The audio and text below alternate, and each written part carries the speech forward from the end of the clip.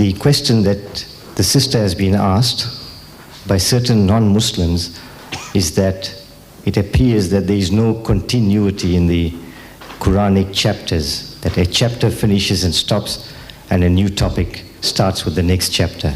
Is that the question, sister? Jazakallah. Now we must confess that the Quran is not a storybook. This is a unique book. The preservation, the substance, the message, everything is unique about this book. You see, every other religious scripture, every other, whether it's the Bhagavad Gita or the Ramayana of the Hindus or the Holy Bible of the Christians, you open the book and it's telling you a story. And if I tell you a story, you'll never forget in your lifetime. I just read it to you, verses from the Bible. Once I read it to you, in 100 years you can't forget. That uncle did that if you live to 100. He said there was an old man, came from South Africa, and he read some verses of the Bible, and those verses are, you might not be able to reproduce the words, but the whole picture you'll be able to reproduce. You know why? Because it's a story on the basis of once upon a time. And we all remember stories, Aladdin and the Wonderful Lamp. You remember about Sinbad the Sailor. You remember about Ali Baba and the 40 Thieves. You can't forget them. Once the story is told and you visualize the pictures, the scenes, they remain with you for a lifetime. The Quran is not like that. The Quran had come in answer to a problem, to a solution to a problem. Warnings, this, that, and it ends there. It doesn't start like the birth of the Quran. In the whole Quran, you do not find the name of our Nabi's father. You will not find his mother's name. You will not find the name of his wife. You will not find the name of his dear daughter Fatima. Am I right? You will not find Abu Bakr here. You will not find Umar there. You will not find Osman. You won't find Ali. Isn't it amazing? For 23 years the people are around him and the names are not here. No mention at all. So now, because the person is used to fairy tales, once upon a time, the fox and the grapes, the wolf and the lamb, he is expecting to find the same type of thing here. It is not.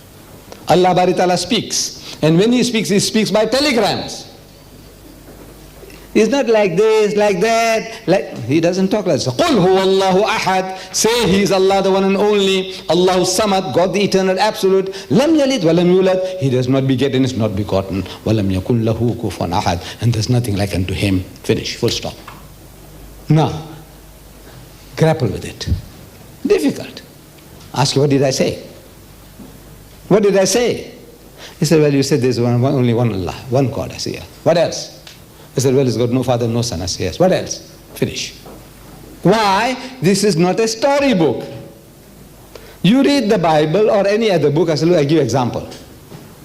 While Genesis chapter 38, while Judah, the father of the Jewish race, was going to Timnat to share his sheep. You don't have to remember the names. He sees a woman sitting by the roadside. Let me read. Is there any Christian who would like to read it? Some Christians, rather they read it because they think I might be shooting. I said, now look, let me read it for you.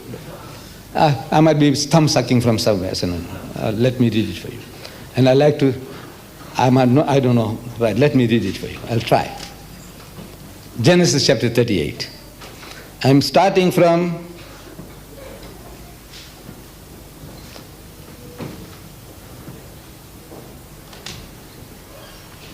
Genesis 38.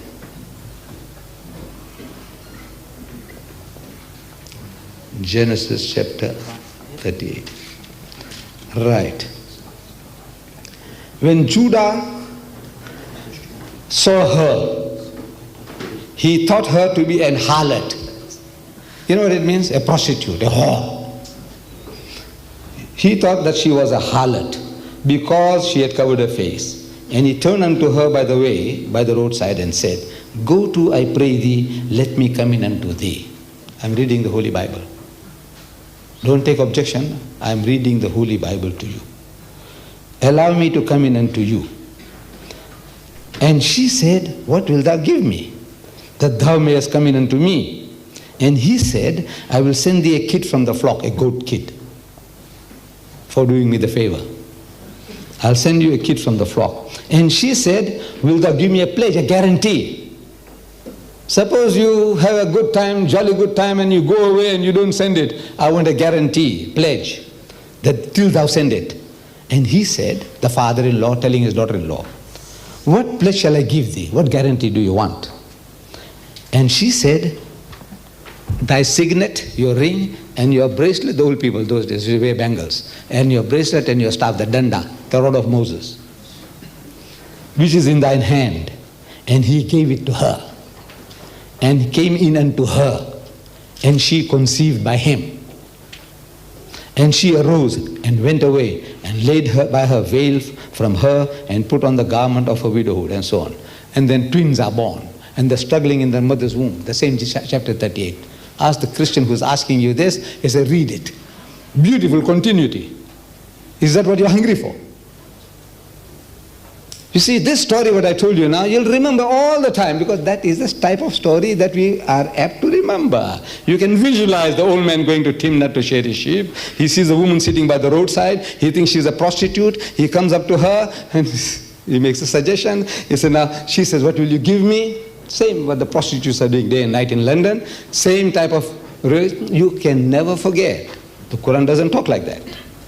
Ya ahlal kitab, la taghlu fi dinikum, wa la taqulu ala Allahi illa al-haq.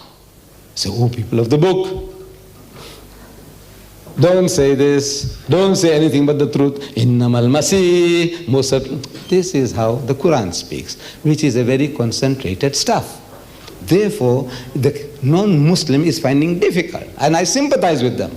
Because they're used to that, what we call, once upon a time, the fox and the grape, the wolf and the lamb. That is what they are used to. They say, look, this is not like that. God talks by telegrams, by faxes, and every Tom, Dick, and Harry doesn't readily grasp a telegram or a telex or a fax. That's the fact of the matter. Thank you.